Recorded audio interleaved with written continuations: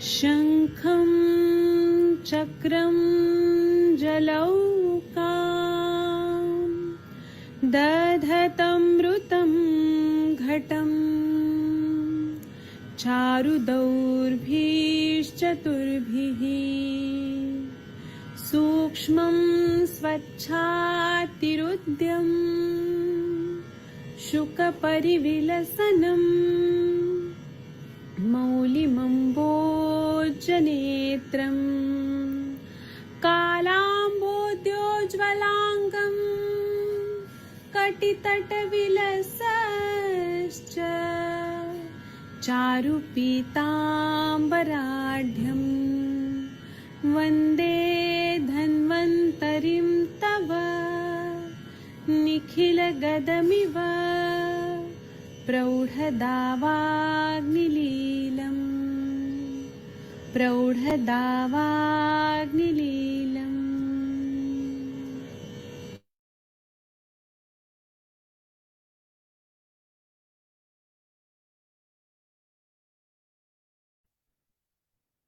प्रणाम सभी लोगों को। मैं वैद्य अरविंद पाठक आप सभी लोगों का स्वागत करता हूं। सभी लोगों को कोटि कोटि प्रणाम करता हूं। आइए आज हम लोग एक नया सीरीज शुरू कर रहे हैं जिसमें हम लोग सुश्रुत संहिता पढ़ेंगे, और वह भी हम लोग पूरा अच्छे से शारीर स्थान में किस तरह से गर्भावक्रांति गर्भाधान बताया है और हमारे आचार्य लोगों को क्या कहना है, फिर उसके बाद टीकाकारों को क्या कहना है, यह हम लोग देखेंगे। फर्स्ट ईयर में सभी लोगों ने पढ़ा हुआ है और अपने स्त्री रोग प्रसूति विज्ञान के शास्त्र में भी पढ़ा हुआ है।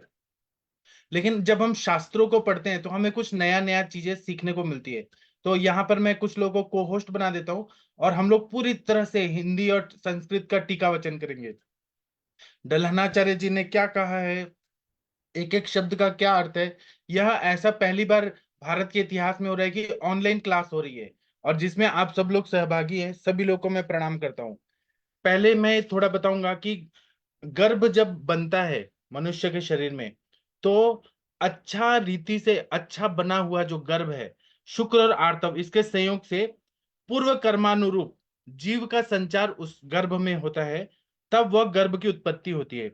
यह गर्भ की उत्पत्ति होने के लिए चार चीज बहुत जरूरी बताया गया है, और वो आप लोगों को मालूम है। ध्रुवम चतुर्णाम सानिध्यात गर्भः स्याद् विधि पूर्वकम ऋतु क्षेत्राम्बु बीजानाम सामान्यत अंकुरो यथा सामग्र्यान अंकुरो यथा, ऐसे बताया। इसका मतलब ये है कि जिस तरह से हम लोग अंकुर का प्रयोग करते हैं अच्छा बीज का उत्पत्ति के लिए, अच्छा पेड़ की वृक्ष की उत्पत्ति के लिए, अच्छा अंकुर का अच्छा अंकुर उत्पन्न होने के लिए हम लोग करते हैं, उसी तरह से योग्य काल होना चाहिए, अच्छा भूमि होना चाहिए, अच्छा बीज होना चाहिए, तभी और इसी के पैरेलल आयुर्वेद में ऐसा बताया गया है कि गर्भाशय अच्छा होना चाहिए।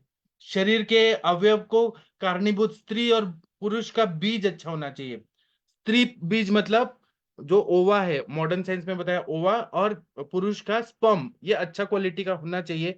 और अच्छा ऋतुकाल होना चाहिए, अच्छा खान पान होना चाहिए गर्भिणी का, तभी वह अच्छा से संतान की उत्पत्ति हो सकती है। इस पर मैं चाहता हूँ डॉक्टर अंजना मैडम आप कुछ बोलिए, फिर हम लोग इसका शुरुआत करेंगे। आप इसका थोड़ा इंट्रोडक्शन दीजिए, क्योंकि अंजना मैम आप इस टॉपिक की मतलब एक्सपर्ट हैं। अंजना मैम। नमस्ते सर। हाँ, जी सर, आप आप थोड़ा सा शुरू बहुत करिए, फिर हम टीका वचन करेंगे। सर आप बहुत अच्छा पढ़ा रहे हैं। आप पढ़ाइए, हाँ, हम बीच बीच में बोलते हैं। वैसे तो जो कल डिस्कशन हुआ था वही आपने आज बता रहे हैं कि जो है गर्भ संभव सामग्री के नाम से बताया गया है। और कोई भी बीज या जैसे कहते हैं धान्यों की अगर हम उत्पत्ति करते हैं, धान्य नामक फसल, जैसे हम चावल जिसे खाते हैं, उसी तरह जो फसल की हम उत्पत्ति करते हैं, धान्य उत्पत्ति की उनका उपमा यहाँ बताई गई है। और उनकी उपमा सीधे गर्भ उत्पत्ति के से बताई गई है कि अगर हम गर्भ की उत्पत्ति करेंगे तो उसके लिए हमें गर्भ संभव सामग्री की जरूरत होगी। और गर्भ संभव सामग्री जो है वो ऋतु क्षेत्र अंबु बीज, इसको माना गया है। और ऋतु का मतलब जैसे हम स्पेसिफिक ये समय है जिसमें कि धान्य की उत्पत्ति हो रही है, या गेहूं कटने के बाद धान्य धान्य वाली फसल की जो है तैयारी होगी। इसी तरह से उन्होंने बताया है कि इस ऋतु काल का मतलब उन्होंने साफ साफ बता दिया है कि जब ओवम तैयार होगा, मीन्स की जब अंतर बीज तैयार होगा, या जिसे कहा जाता है कि अंता पुष्प तैयार होगा। तो उसके बारे में भी हमारे आचार्यों ने बताया है कि आचार्य सुश्रुत ने बताया है कि वो 12 जैसे पीरियड होता है, या राजा सुराव काल के से अगर हम गिनेंगे तो 12 दिन के बाद, और भाव प्रकाश बताते हैं कि रजस्राव काल से अगर हम काउंट करते हैं तो 16 दिन के बाद।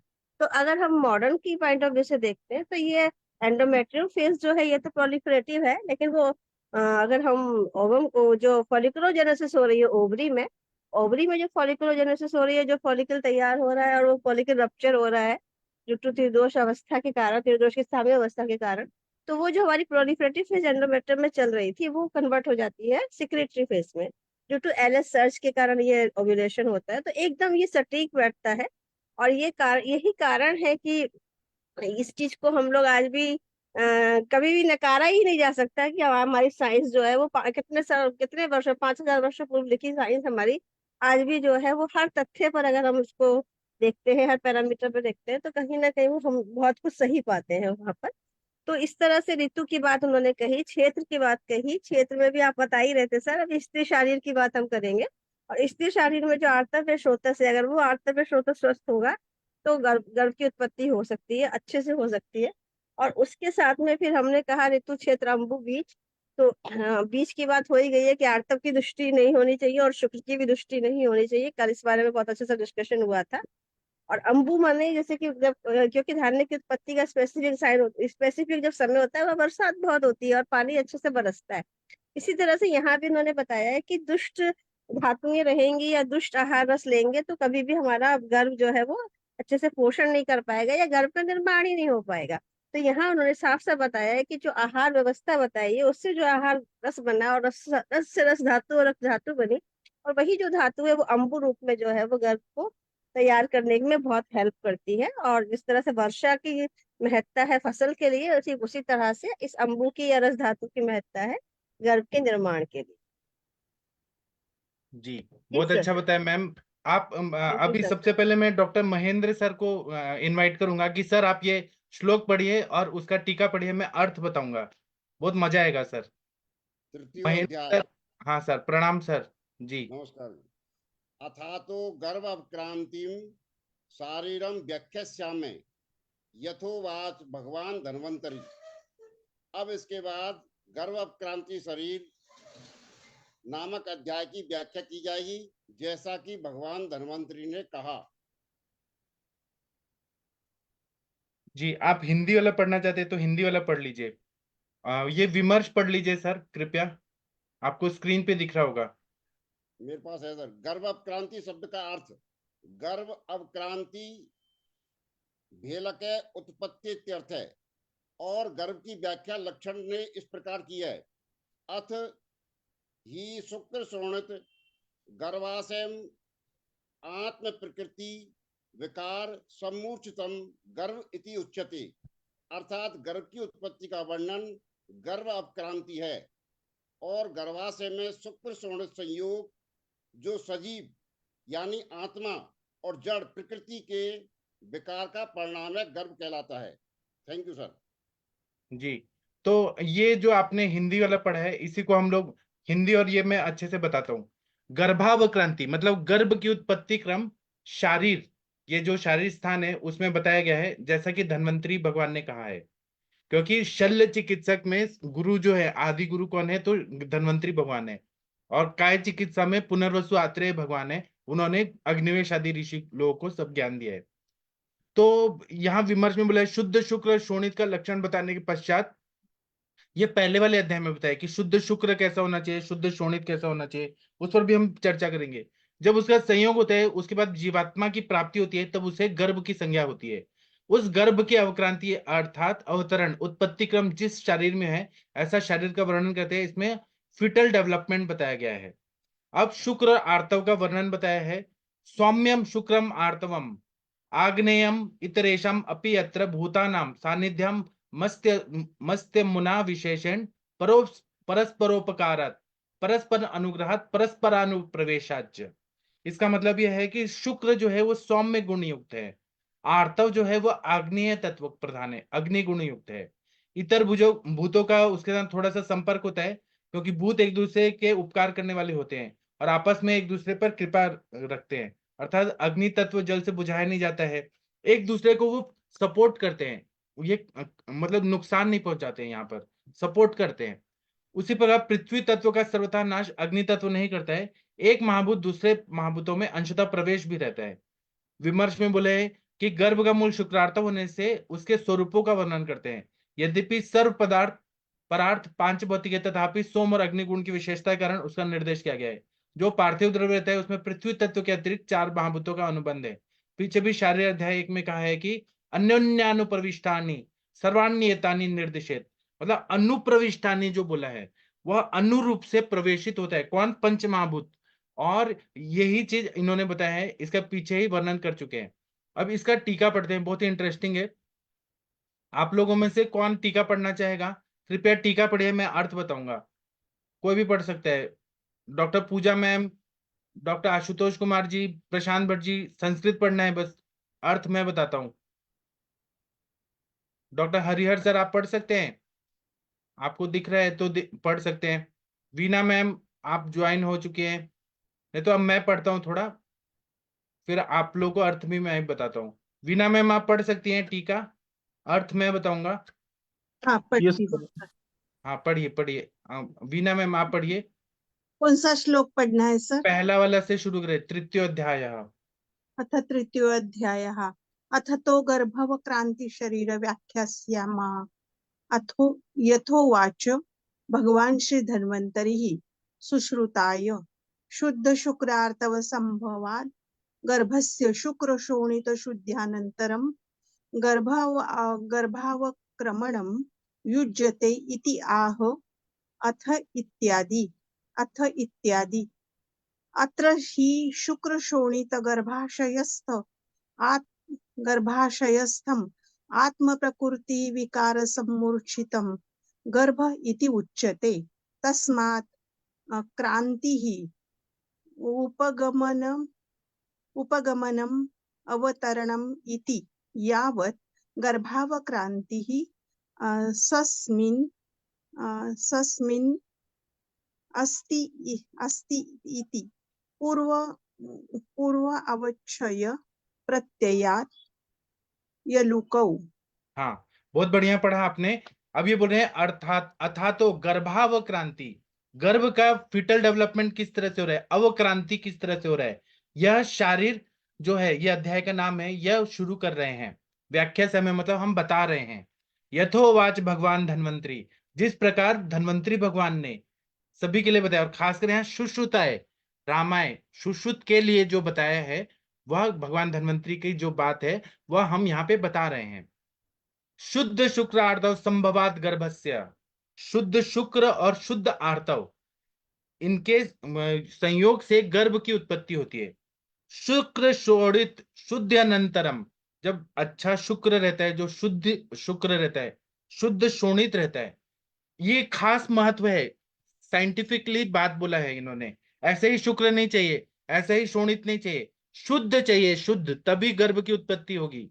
अनंतरम, उसके बाद में गर्भावक्रमणम युज्यते, मतलब उसके बाद में फिटल डेवलपमेंट होता है, गर्भ का जब संयोग होने से गर्भ उत्पन्न हो जाता है। संभवात गर्भस्य, गर्भ का उत्पत्ति होने के बाद जब उसका डेवलपमेंट होता है, अवक्रमणम युज्यते कहा गया है, इस तरह से कहा गया है, अथ इत्यादि से कहा गया है, अथा इत्यादि से कहा गया है।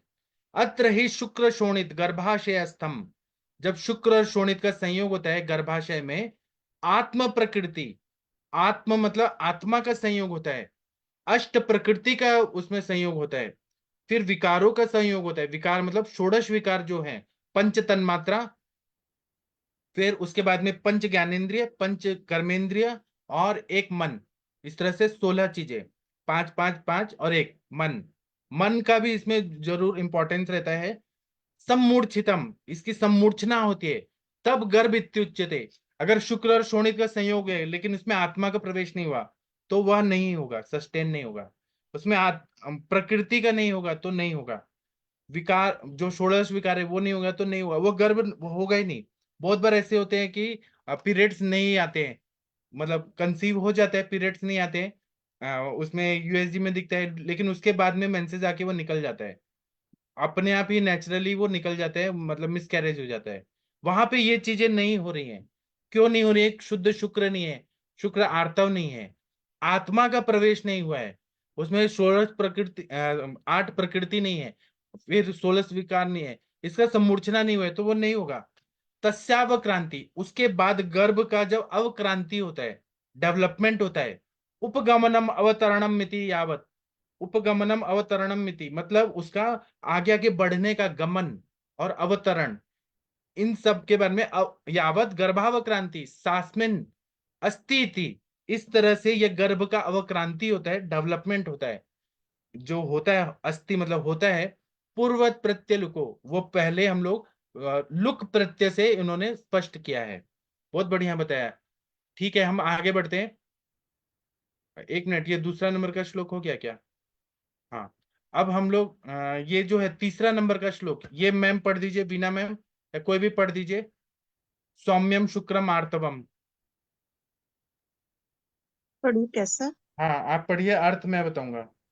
सौम्यम शुक्रम शुक्रम आर्तवम आग्नेयम इति आग्नेयम इतरेषाम अन्य अप्यस्त्र भूतानां सन्निधम अस्त्यणुना ऐसे नहीं, विशेषेण सानिध्यम अस्ति अणुनाम विशेष सानिध्यम अस्ति अस्ति अणुना नाम विशेषेण विशेषेण। परस्परोपकारात् परानुग्रहात् परस्परानुप्रवेशाच्च। हाँ, इसमें बोल रहे हैं शुक्र जो है वो कैसे है, सौम्य बताया गया है। आर्तव कैसे बताया है, आग्नेय बताया है। इतरेशम अपि अत्र, मतलब इनके साथ में अन्य अत्र अपि अत्र भूतानाम, यहाँ पे और भी भूतों के सानिध्य में अस्ति अणुनाम विशेषेण, वह अणुरूप में है। शुक्र जो है वो बहुत ही ऐसा है कि जो दिखाई नहीं दे रहा है, हमें अपने आंखों से नहीं दिखाई दे रहा है, लेकिन वो अणुरूप में है। ओवा भी हमें दिखाई नहीं दे रहा है, आर्तव वो विशेष रूप से अणु रूप में है। उसके साथ में पंच महाभूत भी है, वो अणु रूप में है, मतलब तन्मात्रा रूप में है। अणुना विशेषण, अणु ना यहाँ पे कौन सी विभक्ति है, तृतीय एक वचन, अणुना विशेषण मतलब उस रूप में, ये उसके साथ में विशेष रूप से परस्पर उपकारत, परस्पर उपकार कर रहे हैं, मतलब एक महाभूत दूसरे को काट नहीं रहे। जैसे कि जल तत्व है, उसको तेज महाभूत काट नहीं रहे, उसको सपोर्ट कर रहे हैं। पृथ्वी तत्व है, वहां पे सपोर्ट कर रहा है दूसरे महाभूतों को, इसलिए उपकार कर रहे हैं, मतलब परस्पर उपकारात, परस्पर अनुग्रहात, एक दूसरे को सहायता कर रहे हैं।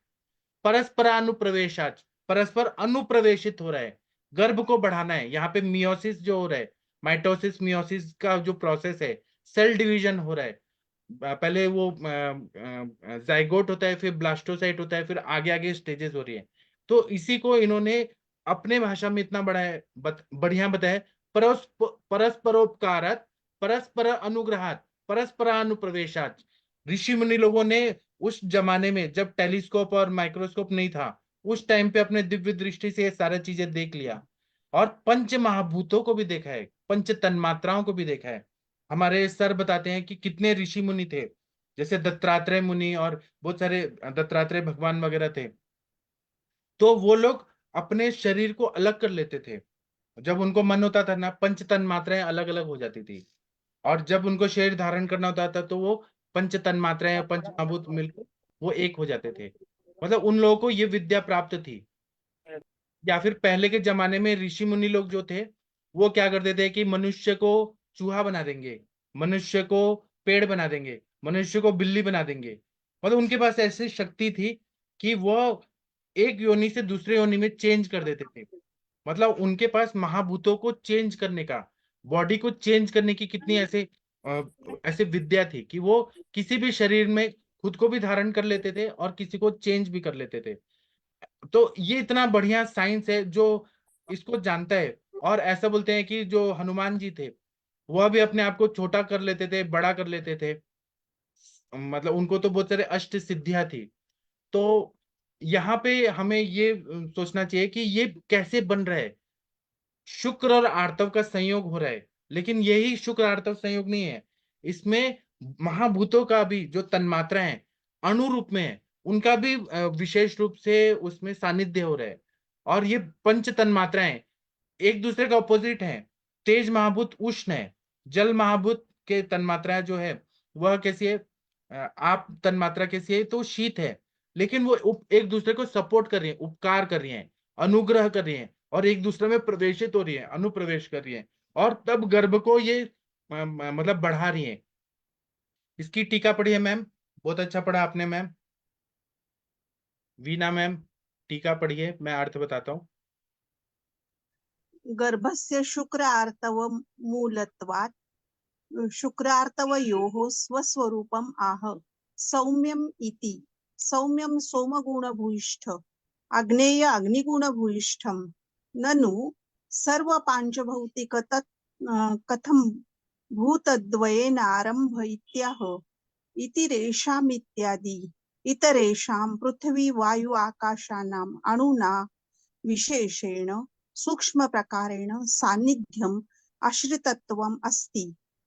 कुत इत्याह परस्परोपकार परस्पर उपकार इत्यादि भूजलान भूजल भूजलान अनल भूजल नीलाकाशानाम।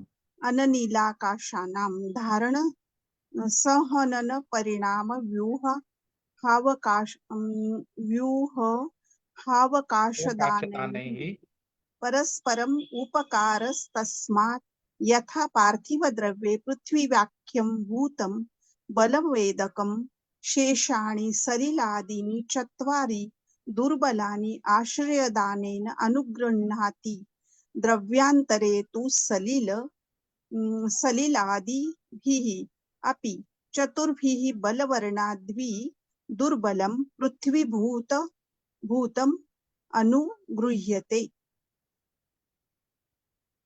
आगे कुर्वन्नाह पुरुष इति पुरीभौतिके शरीरे वसति इति पुरुषः। नहीं, आप यहाँ पढ़िए, ये मैम किताब है ना, ये बुक है, किताब की तरह पढ़ना। एक मिनट, ये कहाँ चला गया, एक मिनट रुक जाइए, गड़बड़ हो गया, थोड़ा ऊपर चला गया। ये बुक है ना, तो इस तरह से, अरे फिर से ऊपर चला गया, एक मिनट।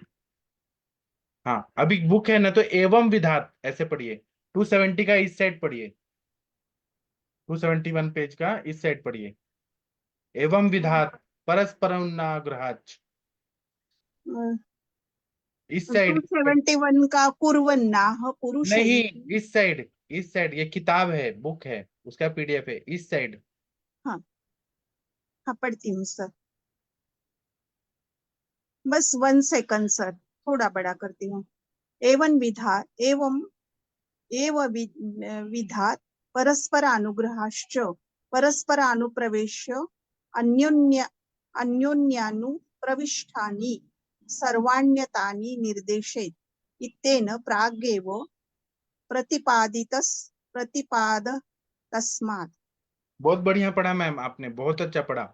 अब देखिए, ये इन्होंने पूरा साइंस बताया, ये साइंस एलोपैथी में नहीं है, एम्ब्रियोलॉजी में इतना डीप में नहीं बताया। उन्होंने बताया है जो भी सेल्स का पूरा डिवीजन होता है वो अपने साइंस के हिसाब से श्रेष्ठ है, आज के युग के हिसाब से श्रेष्ठ है। लेकिन हमारा जो साइंस है उससे भी आगे है, क्योंकि यहाँ पे उन्होंने शुक्र को सौम्य नहीं बोला है, एलोपैथी साइंस ने आर्तव को आग्नेय तत्व नहीं बोला है। अपने ऋषि मुनि लोगों ने बताया कि गर्भस्य शुक्र आर्तव मूला तत्वात् शुक्र आर्तवयो स्वरूप महा, मतलब गर्भ का, यहाँ पे षष्ठी एक वचन है, गर्भ का शुक्र और आर्तव मूलत्वात्, शुक्र और आर्तव मूल होता है, इसीलिए शुक्र और आर्तवयो हो। कौन सी विभक्ति है, तो ये चतुर्थी द्विवचन है, यहाँ पे शुक्र और आर्तव के साथ में, मतलब तृतीय द्विवचन है, तृतीय द्विवचन। शुक्र आर्तव का स्वरूप भी कहा गया है, किस तरह का शुक्र और आर्तव होता है ये कहा है, सौम्यम इति, शुक्र जो है वो सौम्य होता है। और ये शुक्र श्लोक की शुरुआत कैसे हुई, सौम्यम इति, सौम्य इति से ये सारे के बारे में स्वरूप बताया गया है। सौम्यम सोम गुण भूयिष्ठ, जो सौम्य शब्द है इसका मतलब है कि सोम गुण युक्त, जैसे चंद्रमा होते हैं उनको सोम बोलते हैं, चंद्रमा क्या देते हैं, शीतलता देते हैं, उस तरह का शुक्र होता है। आग्नेय अग्निगुण भूयिष्ठम, जब आप आग के पास हाथ डालेंगे तो वो गर्म लगता है, उष्णता रहती है, तो आर्तव जो है वो अग्निगुण भूयिष्ठ ऐसा बताया। भूयिष्ठ मतलब उसमें प्रधानता रहती है, पूरा अग्नि नहीं है कि नहीं तो वो जला देगा, लेकिन उसमें गुण है वो भूयिष्ठ, मतलब उसमें व्याप्ति ज्यादा रहती है आग्नेय तत्व की। सौम्य बहुत ठंडा नहीं है, नहीं तो वो बर्फ हो जाएगा, लेकिन उनमें सौम्य गुण भूयिष्ठ, मतलब सौम्य गुण ज्यादा मात्रा में रहता है। फिर ये बोल रहे हैं, प्रश्न पूछ रहे हैं, ननु जब होते हैं तो प्रश्न होता है, सर्वम पांच भौतिक कथम भूतम द्वेन आरंभित्या।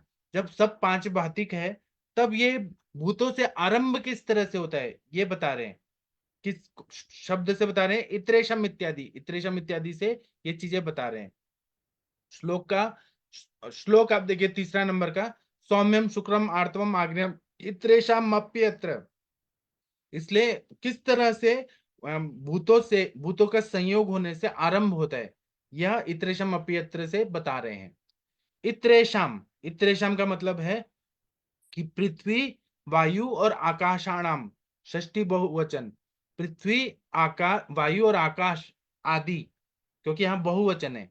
अणुनाम विशेषण सूक्ष्म प्रकारेण, अणु रूप में विशेष रूप से, सूक्ष्म प्रकार से, सानिध्यम, सानिध्य मतलब जुड़ने से, आशित तत्वमस्ति, उनके आश्रय में रहने की वजह से यह उत्पत्ति होती है। कुत इत्याह, किस तरह से होती है तो कहा है परस्परोपकार इत्यादि, परस्पर एक दूसरे को उपकार करते हैं, उपकार मतलब सपोर्ट करते हैं। जिस तरह से आयुष दर्पण के सारे चिकित्सक लोग एक दूसरे को सपोर्ट करते हैं, जैसे कि वीना मैम सुबह प्रेयर करती हैं, अंजना मैम कुछ बताती हैं, प्रशांत भट्ट जी कुछ केसेस बताते हैं, महेंद्र सर टीका वचन करते हैं। ये जो उपकार है मतलब एक दूसरे को सपोर्ट करके आगे बढ़ना, इस तरह से पंच महाभूत एक दूसरे को सपोर्ट करते हैं, ये इस तरह से कहा गया है।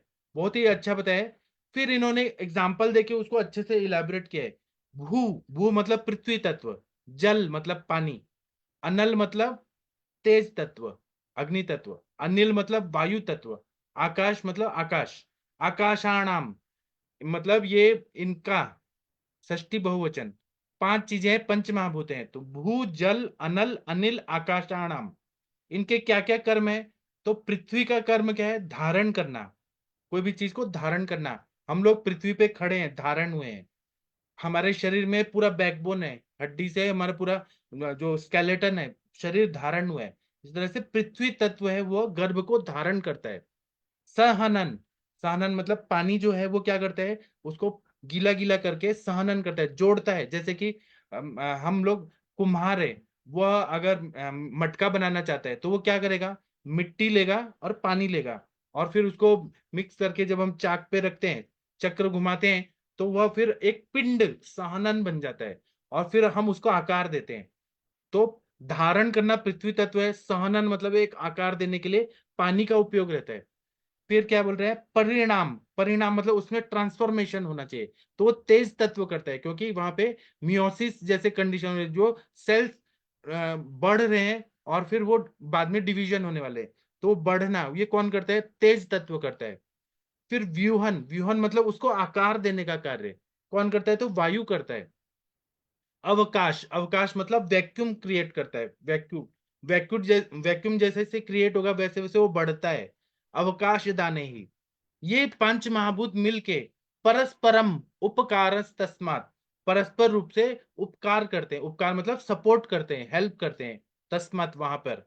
यथा पार्थिव द्रव्य पृथ्व्याख्यम भूतम बलवदेकम शेषाणी, जैसे कि पृथ्वी द्रव्य, पार्थिव द्रव्य जो तत्व है वहां पे गर्भ में, वो पृथ्वी तत्व देता है। जैसे कि वहां पे सेल्स का सेल्स हुआ, टिश्यू हुआ, जो अस्थि तत्व है वो सबका डेवलपमेंट करता है। भूतम बलवदेकम एक दूसरे को बल देता है। शेषाणी, सलिलादिनी, सलिल मतलब पानी, आदि चत्वारी दुर्बलानी, मतलब जब पार्थिव द्रव्य बना रहे हैं, जैसे कि फॉर एग्जांपल दांत बना रहे हैं, दांत नहीं बन रहे, स्केलेटन बना रहे, सॉरी, जहां पे जैसे कि स्कल बना रहे हैं, हड्डियां बना रहे हैं, तो वहां पे पृथ्वी तत्व है, लेकिन सलिल आदि जो है वो दुर्बल है, वो आश्रय के उसमें आके आश्रय दानेन अनुग्रहणाति, उसको आश्रय मिलता है और वह उसको सपोर्ट करता है पृथ्वी तत्व को बनाने के लिए। उसी तरह से द्रव्यांतरे तो सल्लादि भी रपी, उसी तरह से रक्त धातु बनाना है वहां पे जल तत्व के शरीर अपने बॉडी के फ्लूइड बनाने हैं, तो वहां पे सलिल जो है पानी मेन है और बाकी दुर्बल है तत्व, वो पृथ्वी तत्व वगैरह है, वह जाके उसको सपोर्ट करेंगे। अनुगृहणते, अनुगृहते मतलब दूसरे तत्व। इसी तरह से पंच महाभूत के जैसे पार्थिव तत्व बनना है, जल तत्व बनना है वहां पे। जल तत्व मतलब ब्लड है अपना, अपना म्यूकस बनने वाला है, अपना सेरेब्रोस्पाइनल फ्लूइड बनने वाला है वहां पे, और सैनुअल फ्लूइड बनने वाला है वहां पे। जल तत्व है, उसके लिए दूसरे महाभूत सपोर्ट करते हैं। पृथ्वी तत्व बनने वाले हैं तो जैसे ऑर्गन्स बनने वाले हैं, किडनी बनने वाला है, लीवर बनने वाला है, हार्ट बनने वाला है। पृथ्वी पार्थिव तत्व है तो दूसरे महाभूत सपोर्ट करते हैं उसको।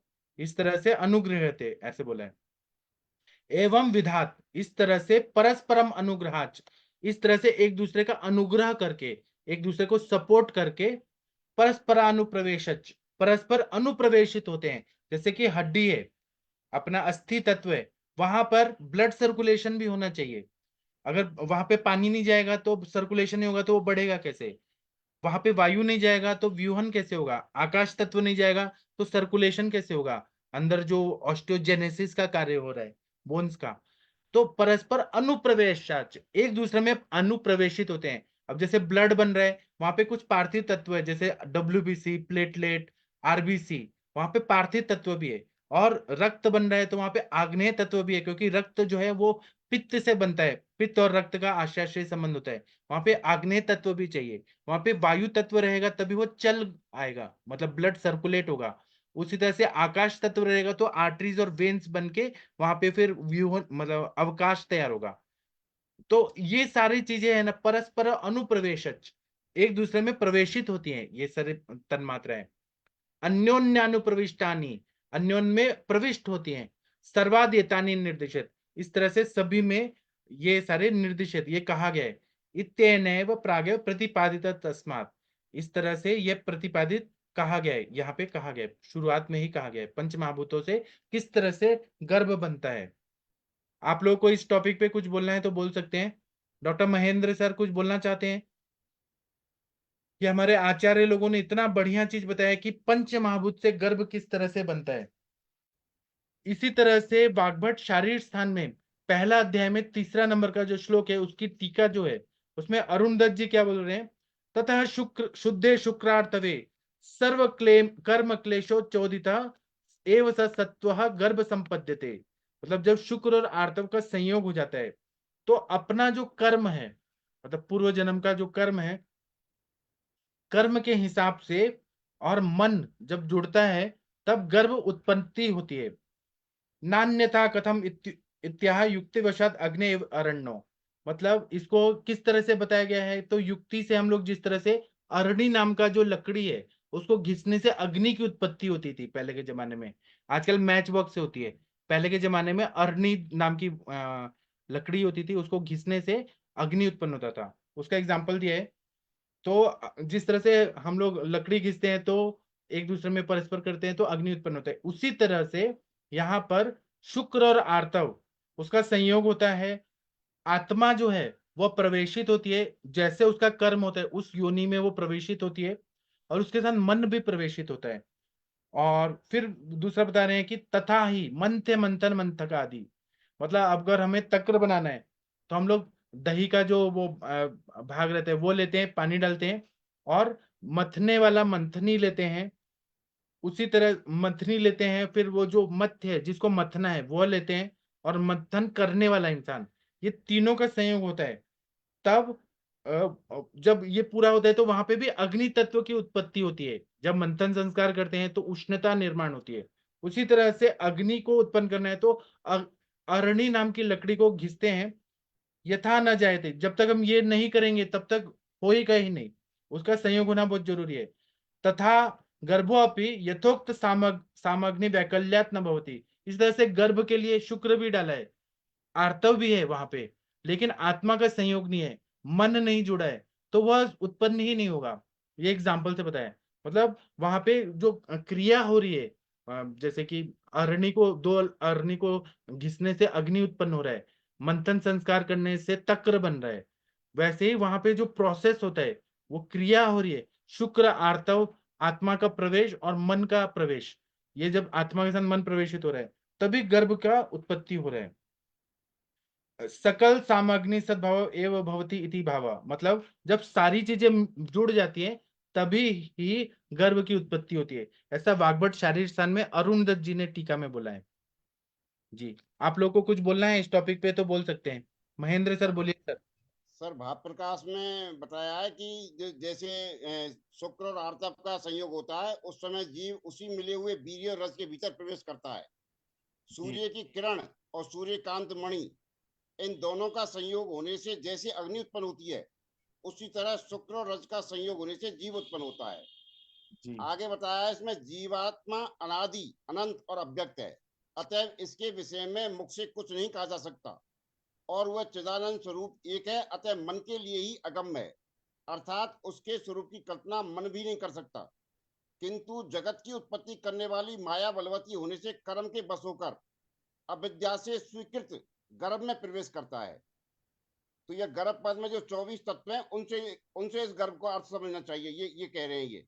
जी और यही जीवात्मा जानने वाला, स्वाद ग्रहण करने वाला, देखने वाला और ग्रंथ ग्रहण करने वाला, स्पर्श का बोध कराने वाला, सुनने वाला, बोलने वाला, गमन करने वाला, रमण करने वाला और मलादि का त्याग करने वाला होता है। बहुत बढ़िया, कितना अच्छा रेफरेंस लाया आपने सर, बहुत बढ़िया। तो ये जो बोला गया है कि अगर हम लोग चरक संहिता में पढ़ेंगे शारीरिक स्थान में, तो उन्होंने बोला है कि आत्मा जो है वो मन के बिना नहीं रह सकता है। सभी का आत्मा के साथ मन जुड़ा हुआ होता है, इसलिए आत्मा सोचता है, वो अनुभव करता है, हर चीजों को अनुभव करता है। वो पाप करता है, पुण्य करता है इस जन्म में, और जैसे उसके कर्म होते हैं वैसे वो अलग अलग योनियों में दुख भोग के, और जब भगवान की कृपा होती है और जब उसके सारे कर्म नष्ट हो जाते हैं, तब उसको मनुष्य योनि मिलती है, तो उसके साथ मन भी प्रवेशित होता है। तो उसके कर्मों के हिसाब से जहाँ पे उसको जन्म लेना है वहां पे वो प्रवेशित होता है। और यहाँ पे शुक्र शोणित तो एक ऐसा फिजिकल यहाँ पे कुछ चीज हो रही है, लेकिन जो आध्यात्मिक चीज है, आत्मा का प्रवेश होना, ये सबसे इंपॉर्टेंट बताया। अगर आत्मा नहीं रहेगी तो फिर कुछ भी नहीं हो सकता है। हम लोग स्पर्म ओवा ये देखते हैं, नॉन लिविंग चीजें हैं। नहीं, लिविंग चीजें हैं।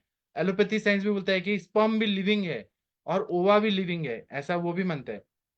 लेकिन उसमें जो लिविंग लाइफ है वो क्या है, वही तो आत्मा है। इस पर एक और प्रश्न हुआ था कि एक साथ जब इतने मिलियन शुक्र निकलते हैं, तो वो एक ही केवल प्रवेशित होता है, बाकी आत्माओं का क्या? वो आत्माएं कहाँ जाती हैं, किस तरह से जाती है? ऐसा एक उपनिषद में क्वेश्चन है, वो मैं आपको कल बताऊंगा, मुझे थोड़ा थोड़ा याद आ रहा है। वो आत्माएं मर जाती हैं क्या, और उनकी मुक्ति हो जाती है क्या, जो स्पर्म सेल्स में रहते हैं? तो इस पे ऋषि मुनि लोगों ने बहुत अच्छे से बताया है, उसके बारे में कल मैं बताऊंगा। चलिए, आप लोगों को कुछ बोलना है तो बोल सकते हैं इस टॉपिक पर। आगे बढ़े कि हम रुक जाएं सर? अभी हमें और भी पढ़ना है, लेकिन हमारा खत्म होना चाहिए। बढ़ाओ सर, आगे हाँ बढ़ाओ, तो या फिर मैं थोड़ा सा और तुमके तो और चरक का थोड़ा सा रेफरेंस और बताऊं इसमें। हाँ, आप रेफरेंस बताइए सर।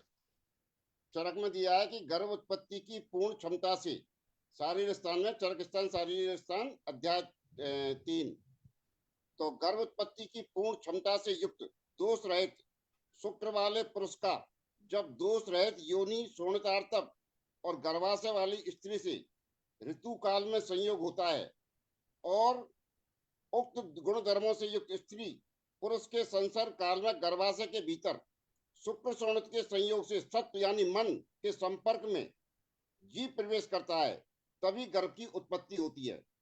अब फिर इसमें ये शंका करें, परंतु ये जीव गर्भ में क्यों और कैसे प्रवेश करता है, तो इस पर अपने जो ब्रज भागवत ने मतलब अष्टांग संग्रह में बताया गया है कि पुराने रज के समाप्त हो जाने और नूतन रज के स्थित हो जाने पर, गर्भाशय और योनि मार्ग के शुद्ध हो जाने पर, बीज रूप यानी शुक्राणु से युक्त अविकृत शुक्र अविकृत वायु द्वारा और अन्य पंच महाभूतों से प्रेरित होकर अनुकूल गुण वाले अर्थात अविकृत आर्तव के साथ सम्मिश्रण होकर तत्क्षण ही रसादि पंच कलेशों के वशीभूत हुए तथा पूर्व जन्म के कर्मों द्वारा प्रेरित होकर मन के वेग के कारण जीव में मिश्रित होकर गर्भाशय में आता है, और तभी गर्भ की उत्पत्ति होती है। चरक ने भी अन्यत्र देह परमाणुओं के संयोग विभाग का कारण वायु, कर्म और स्वभाव को ही माना है। फिर उसने बताया कि आधुनिक विज्ञान में भी इस तरह की जीव की उत्पत्ति के लिए शुक्राणु और अंडाणु के संयोग को ही आवश्यक माना है। जी, और इसीलिए हमारा जो सनातन धर्म है, हिंदू धर्म है, जब हम लोग मृत्यु हो जाती है तो जो शरीर रहता है, आत्मा निकल जाती है, धनंजय नाम की वायु आती है, वो आत्मा को निकाल देती है। एक बार वो शरीर से निकल गया तो फिर से प्रवेशित नहीं हो सकती है। वो विधि का विधान होता है कि आत्मा निकल गई।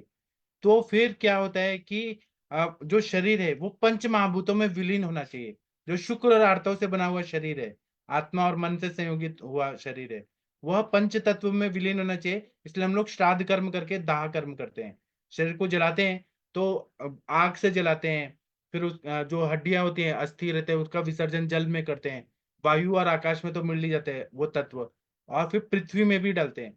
इस तरह से पंच महाभूत से शरीर बनाए, पंच महाभूतों में ही विलीन कर दिया जाता है। यह हमारा हिंदू धर्म, सनातन धर्म में कहा गया है। और एक चीज और बता रहा कि इसमें जैसे महाप्रकाश में दिया है और ग्रंथों में दिया है कि 16 दिन मानते हैं। तो उसमें यह है कि अपन जो गणना करते हैं दिन की, वो जिस समय स्त्री के रजस्राव प्रारंभ होता है, मतलब जैसे दोपहर को चालू हुआ तो 24 घंटे में उसको पूरा दिन मानेंगे, रात को चालू हुआ तो रात को ही पूरा एक दिन मानेंगे। इस तरह की व्याख्या की गई है। जी जैसे दिन की गणना करते हैं अपन, उसको 16 दिन मान के चलते हैं जी ऋतु काल से। उसकी गणना करेंगे दिन की, जैसे 5 दिन अपन छोड़ते हैं, उसके बाद में ऋतुमती उसको मानते हैं कि उसके डिम्ब वगैरह की प्रक्रिया आगे चालू होगी। तो जी उसको अपन गणना करने के हिसाब से माना कि गणना उसको उस टाइम से 24 घंटे के भीतर करते हैं। कई जी लोग कर लेते हैं कि रात को जैसी कोई स्त्री ऋतुमती हुई, उसको जी उसी दिन का पूरा दिन का काउंटिंग कर लेंगे। इस तरह नहीं होता है। वो शाम, कल दूसरे दिन शाम को ही उसकी काउंटिंग एक दिन होगी।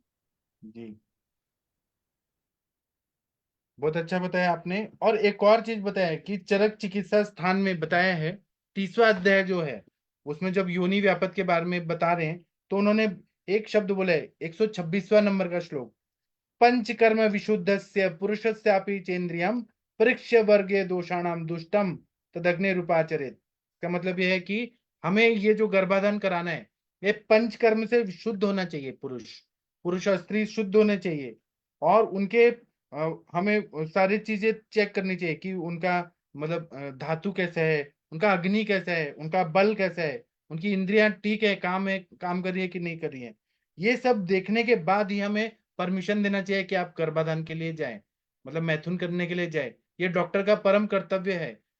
ऐसे नहीं करना है कोई भी चीज, नहीं तो फिर क्या है, बच्चे फिर मंद बुद्धि आते हैं। मेरे को आज 4-5 फोन है कि हमारे बच्चे जो है ना, वो ऑटिस्टिक है, ऑटिज्म है, डाउन सिंड्रोम है, सेरेब्रल पाल्सी है, ऐसे अलग अलग केसेस आए। मैंने उनका हिस्ट्री लिया तो पता चला कि माता पिता करियर बनाने के उसमें बहुत ज्यादा स्ट्रेस में रहे, और उसी टाइम उनका मैथुन हो गया और बच्चों को इतना तकलीफ हो रहा है। तो सौमनस्य गर्भ जनानम श्रेष्ठम, मन की प्रसन्नता होना बहुत श्रेष्ठ बताया गया। हाँ, प्रशांत भट्ट जी, आप कुछ बोलना चाह रहे हैं? डॉक्टर प्रशांत भट्ट जी? नहीं, कुछ बोलिए सर आप। सर की आवाज नहीं आ रही है। आदित्य सर, आप कुछ बोलना चाहेंगे इस टॉपिक पर? Aditya sir, doctor Aditya sir, मैं नया श्लोक जो है वो कल शुरू करना चाहता हूँ। आदित्य सर, आप कुछ बोलना चाहेंगे इस टॉपिक पर? सर ये तो बहुत ही डीप का आपने बताया, स्पर्म ओवम के पहले का, ये सब कुछ नया है मेरे लिए सर। थैंक यू आप सर। मॉडर्न का एम्ब्रियोलॉजी बताइए ना, वो कैसे होता है, ब्लास्टोसाइट, जाइगोट, ये सब थोड़ा बताइए ना, रिवीजन हो जाएगा। सर पहले जैसे स्पर्म मिलता है ओवम से, तो डिवीजन चालू हो जाता है, मतलब जो ऊर्जा किसी तरह उससे मिलने से, तो वो मोरूला मतलब पहले सॉलिड बॉल बनाता है, 4 सेल, 8 4 का, 8 सेल का, 32 सेल। फिर जब 32 सेल हो जाते हैं ब्लास्टुला, तब फिर ब्लास्टोसिस, तो अंदर कैविटी बनने लगती है। फिर जहाँ पे स्पेस आ जाता है, तो वहां पर ग्रंथियां बनने लगती हैं। इस तरीके से तो सर बहुत ही मतलब ब्रीफ में मैंने बताया, डिटेल में बताने के लिए सर पढ़ना पड़ेगा सर। आप कल पढ़ के आइएगा। तो महेंद्र सर, अभी हम सेशन बंद करते हैं, क्योंकि मुझे अभी साईं बाबा के मंदिर में वो माला चढ़ाने जाना है, और आज ईद भी है, बहुत भीड़ है। फिर 9 बजे सेशन भी शुरू करना है। तो हम लोग कल करेंगे और इसको और विस्तार से पढ़ेंगे। तब आप लोग भी पढ़ पढ़ के आइए अपना अपना। महेंद्र सर, आप कल पढ़ के आइएगा, बहुत मजा आएगा। इसको डीप में पूरा कंप्लीट करेंगे हम। ठीक है महेंद्र सर, अभी मैं सेशन बंद करता हूँ सर, कल फिर मिलते हैं। और आज 9 बजे हम क्लिनिकल संभाषा में मिलेंगे। थैंक यू, प्रणाम सर।